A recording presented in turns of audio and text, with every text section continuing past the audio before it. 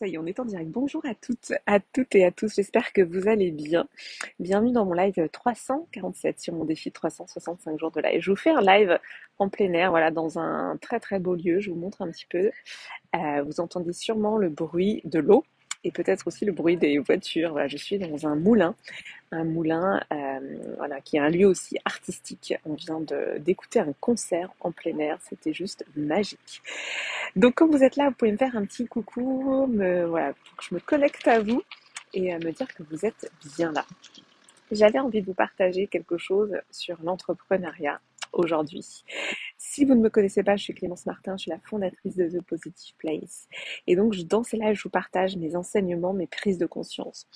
Ce que j'ai vraiment compris depuis mes 2 ans et demi d'entrepreneuriat, c'est à quel point on est verrouillé par le regard des autres, le regard social, ce que les autres vont penser de nous et que finalement ça nous enferme. Et moi, j'ai été aussi enfermée dans ce regard social, le regard des autres.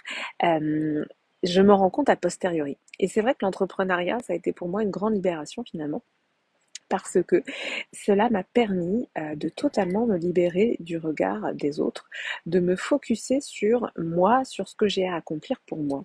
Encore une fois, ça peut paraître narcissique et égocentrique, mais en fait, ça ne l'est pas.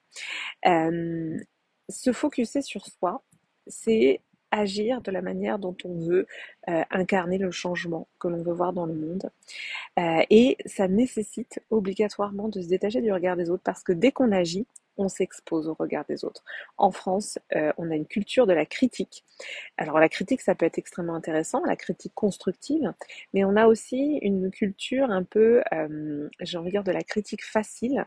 Et cette critique facile, elle masque aussi une difficulté à agir. Et quand on agit, bah oui, on peut soulever aussi certaines critiques.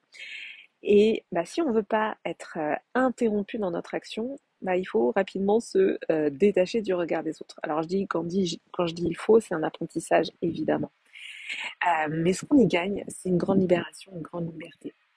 Le regard des autres, le jugement, toute cette pression sociale que finalement on s'impose à nous-mêmes, qui est bien pire dans notre tête qu'elle ne l'est réellement à l'extérieur. Donc, se libérer du regard des autres, c'est un vrai apprentissage. C'est quelque chose que je vais notamment vous transmettre dans Lovepreneur. Lovepreneur, c'est mon programme sur l'entrepreneuriat.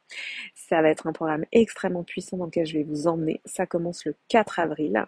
Vous pouvez toujours nous rejoindre, évidemment.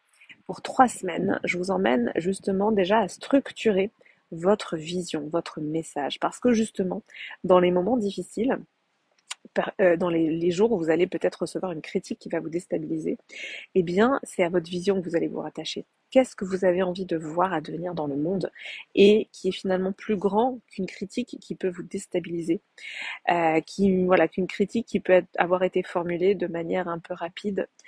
Donc ça, c'est vraiment un apprentissage que de se focuser sur sa vision. Sa vision, notre vision est le plus important quand on est un entrepreneur ou une entrepreneuse, c'est de vraiment s'accrocher à notre vision dans les moments où eh bien on vacille parce que ça arrive et ça va arriver, mais c'est de ne pas laisser le doute finalement nous faire renoncer. Et ça c'est vraiment un apprentissage.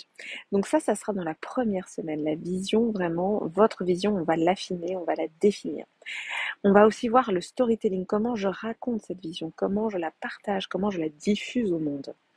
Dans la deuxième semaine, on ira voir la posture entrepreneuriale, notamment qu'est-ce que ça veut dire d'être une entrepreneuse au féminin. Parce que, en fait, c'est totalement différent. Et pour ça, on va se relier à notamment notre dimension de féminin sacré.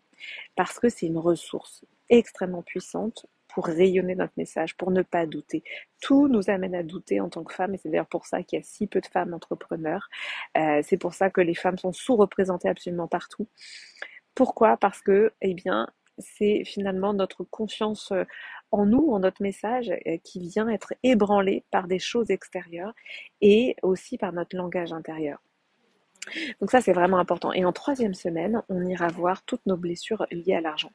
Parce que, pareil, pourquoi les femmes sont finalement, pourquoi c'est si difficile pour les femmes d'être comment dire, en relation avec l'argent?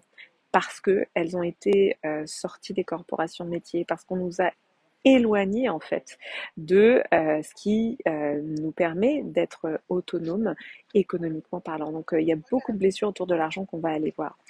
Donc il y a deux points que je voulais vous partager aujourd'hui. C'est en effet se détacher du regard des autres, c'est un apprentissage et c'est une grande libération.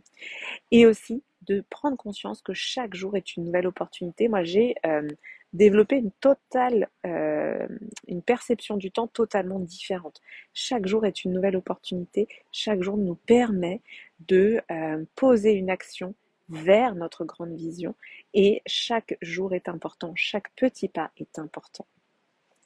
Dites-moi si ça vous parle, dites-moi si ça résonne pour vous. Mettez-moi un petit hashtag replay quand vous êtes là en replay. Voilà, c'était un message que j'avais vraiment à cœur de vous partager ce soir. Je suis très heureuse d'avoir pu vous le partager.